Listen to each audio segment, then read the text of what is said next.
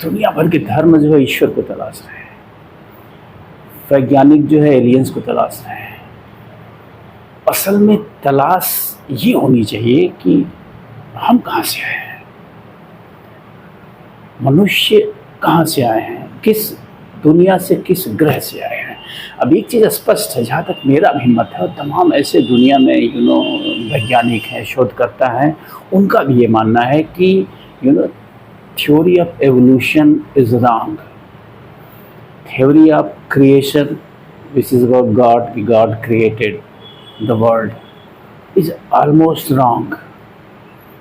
तो अब एक नई थ्योरी है कि थ्योरी ऑफ ट्रांसपोर्टेशन, यानी कि हम किसी और ग्रह पे विकसित हुए, वहीं हम डेवलप हुए और हमको धरती पे भेजा गया, या हम किन्हीं कारणों से धरती पे आए। इसके वैज्ञानिक सबूत तो मैं नहीं दे पाऊंगा, लेकिन ढेर सारे सर्कमस्टांशियल एविडेंसेस हैं जिनके आधार पे ये प्रूव किया जा सकता है, ये कहा जा सकता है कि हम मनुष्य इस धरती के प्राणी नहीं हैं, क्योंकि हम इसके लिए बने ही नहीं हैं। अगर हम इस धरती के प्राणी होते तो हम इस पृथ्वी को, अपनी इस पृथ्वी को इतना विद्रूप नहीं बनाते। हम धर्म के नाम पे, नस्ल के नाम पे, जाति के नाम पे इतने अलग अलग ना होते, इस ढंग से हिंसक ना होते। क्योंकि कोई भी जानवर आप देखिए, जितने भी पृथ्वी पे मनुष्य को छोड़ के और जितनी जीव श्रृंखला है, सब मनुष्यों से डरती है। उनकी प्रतिक्रिया मनुष्यों के प्रति ठीक वैसी है जैसी हमारी प्रतिक्रिया एलियंस की प्रति होगी। अगर किसी दूसरे ग्रह के प्राणी हमें मिल जाए तो हमारी प्रतिक्रिया वही होगी, वाह, डरेंगे, हम भागेंगे उससे। ठीक वही स्थिति आप देखिए समस्त जीव श्रृंखला में जितने भी प्राणी हैं, सब के सब मनुष्य इससे डरते हैं। यानी मनुष्य के प्रति उनका जो रिएक्शन है एलियंस की तरह है कि ये एलियंस है, इनसे भगो, ये खतरनाक है। और कई एविडेंसेस हैं, लाइक हम एकमात्र जीव श्रृंखला में हम एकमात्र प्राणी हैं जो प्राकृतिक भोजन नहीं खा सकते।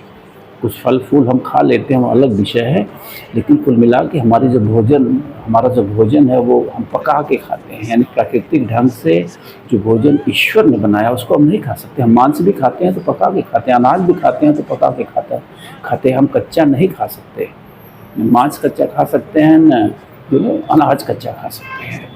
ऐसे ही पूरी जीव श्रृंखला में आप देखिए कोई ऐसा प्राणी नहीं है जिसे रहने के लिए घर चाहिए, ओढ़ने के लिए चादर चाहिए, बारिश से बचने के लिए मकान चाहिए, व्यापार करने के लिए दुकान चाहिए। किसी प्राणी श्रृंखला में कोई जीव नहीं है जिसको इन सारी चीज़ों की आवश्यकता है, except we the humans. It proves that we are not citizen of planet Earth. हम कहीं और विकसित हुए हैं, हमारा विकास कहीं और हुआ है, हम किसी और ग्रह के प्राणी रहे हैं। और इस पे बहुत सारे शोधकर्ता शोध भी कर रहे हैं। आप कह सकते हैं सिल्वर एलिस नाम के एक शोधकर्ता ने तो एक पूरी किताब ही लिख डाली है इस पे कि humans are not from the earth. तो कुल मिला के तमाम सर्कमस्टांशियल एविडेंस है। आज हम धर्म के नाम पे जो हिंसा कर रहे हैं, नस्ल के नाम पे जो हिंसा कर रहे हैं, यानी हमने पूरी पृथ्वी को कुरूप और विद्रूप बना दिया है। इतनी खूबसूरत पृथ्वी पे हमने कब्जा कर लिया है कहीं से आके, जैसे डकैत कोई आके किसी के घर पे कब्जा कर ले, आतंकवादी कोई आके किसी के घर पे कब्जा कर ले। ठीक वैसा ही हमारा व्यवहार है इस पृथ्वी के प्रति। हमने पृथ्वी को विनाश के कगार पे ला खड़ा किया है, हमने पृथ्वी को नष्ट कर दिया है, इसके सारे सौंदर्य को हमने छीन लिया है। हमने विद्रूप क्रूर बना डाला इस पृथ्वी को। इतनी खूबसूरत ग्रह को हमने एकदम से चौपट कर दिया है। और स्थिति अब यह है कि पूरी पृथ्वी को हम विनाश के कगार पे ला खड़ा कर दिए हैं। अगर आप दुनिया भर में हो रहे युद्धों को देखिए, अगर परमाणु युद्ध हुआ कल को तो ये पृथ्वी नष्ट हो जाए। कोई भी अपने घर को इस तरह से नष्ट नहीं कर सकता है। प्राणी श्रृंखला का कोई भी जीव नहीं चाहता होगा कि पृथ्वी पे आज जो हो रहा है वो हो, सिर्फ हमें छोड़ के, हम मनुष्यों को छोड़ के, क्योंकि हम मनुष्य इस पृथ्वी के नहीं हैं, इसलिए हमारा लगाव शायद कम है अन्य प्राणियों की अपेक्षा। हम जानते हुए भी, दुर्भाग्य तो ये है कि हम जानते भी हैं कि हम क्या कर रहे हैं। हम पृथ्वी का दोहन कर रहे हैं, पृथ्वी का शोषण लगातार हजारों हजार साल से करते आए हैं। और आज पृथ्वी अपने अंतिम दौर में पहुंच गई, यानी कि हम पूरी पृथ्वी के जलवायु को नष्ट करने के कगार पे पहुंच गए हैं।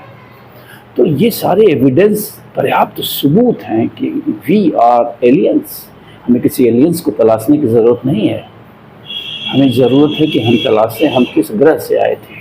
तो कुल कंक्लूज़न ये है कि ये सारे जो एविडेंसेस हैं ये पर्याप्त सबूत हैं जो इस बात को संकेत करते हैं कि theory of creation and theory of evolution ये दोनों गलत साबित हो चुके हैं। थ्योरी ऑफ एवोल्यूशन को आप लीजिए, माना जाता है कि चिंपांजी से हम मनुष्य बने एवोल्व होके, तो आखिर वो ढेर सारे चिंपांजीज आज भी क्यों नहीं एवोल्व हुए, क्यों वो रह गए? अगर बंदर हमारे पूर्वज थे तो बंदर रह क्यों गए? सारे बंदर क्यों नहीं एवोल्व होके मनुष्य हो गए? तो ये कई ऐसी चीज़ें हैं जो भ्रामक हैं और ये साबित करती हैं कि theory of evolution is not right theory. और ईश्वर की क्रिएशन वाली थ्योरी पे बहुत लोग विश्वास करने वाले हैं, लेकिन व्यक्तिगत रूप से मेरा मानना है कि ये थ्योरी भी संभवतः क्या गलत ही है। तो ऐसे में ये थ्योरी जो ट्रांसपोर्टेशन वाली थ्योरी है कि हम किसी और ग्रह पे विकसित हुए और किन्हीं विशेष परिस्थितियों के चलते या तो हमें यहाँ छोड़ दिया गया या फिर हम यहाँ आ गए और यहीं बस गए, तो ये बड़ी रोमांचक थ्योरी है जो नई नई आई है दुनिया में और ढेर सारे लोग इस थ्योरी पे विश्वास करने वाले हैं। और व्यक्तिगत रूप से मैं आज मानता हूँ कि वो जो दोनों थ्योरियाँ हैं एवोल्यूशन वाली और क्रिएशन वाली वो गलत हैं। और असल ये है कि इस अनंत ब्रह्मांड से किसी ग्रह से हम यहाँ आए हुए हैं। आप भी सोचिए, आपको क्या लगता है कि आपको ईश्वर ने बना के भेजा है या फिर बंदर से मनुष्य बने हैं या फिर किसी ग्रह से आप यहाँ आए हुए हैं? नमस्कार, थैंक यू।